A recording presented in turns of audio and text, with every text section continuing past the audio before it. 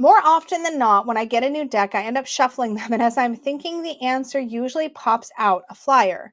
So I'm then finding myself shuffling with the question in mind, let's see, for each position in a spread until I get a jumper card. I'm wondering if it's best to go intuitively with that moving forward or start trying to just shuffle and pull all of them from the top. Better is literally, to me, like if I'm being really blunt, to me, better is what works. So let me just think about this for a second. Most of us, I would argue, the standard practice or the most common practice, I feel like, is to shuffle while thinking of your question. Now, I typically don't get a lot of jumpers. My shuffling method just doesn't give me a lot of jumpers. When I have a jumper, which, by the way, for those of you who are curious, a jumper is when you're shuffling, especially if you're overhand shuffling like this, and then like that, a card flies out. Like I can make it happen by just being a little bit sloppier with my shuffling. And then you go, okay, well, that feels like the answer to my question, right? Okay, well, if that feels like the answer to your question, frickin' roll with it, especially if you're getting useful answers.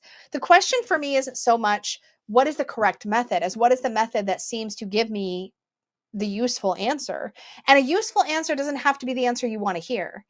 But if you find that it often is the answer you want to hear and you're worried about bias, then try changing your method, I would say.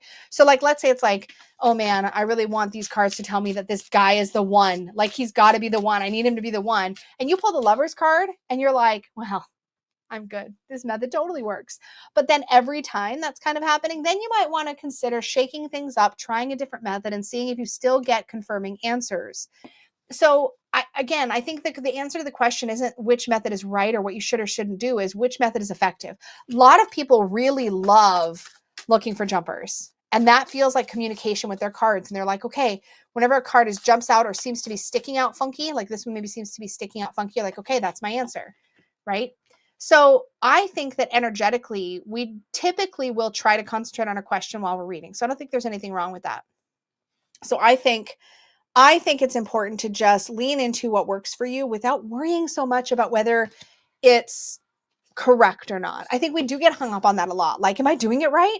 Well, you're doing it right if you're getting useful information. If it's helping you to introspect or grow or do the work you need to do to like be your best self, or however you're using tarot, right? If you're getting accurate answers, if you're getting answers that direct you on the path that is right for you in whatever way that looks like, you're good. You're doing it right. And something else you can try both methods.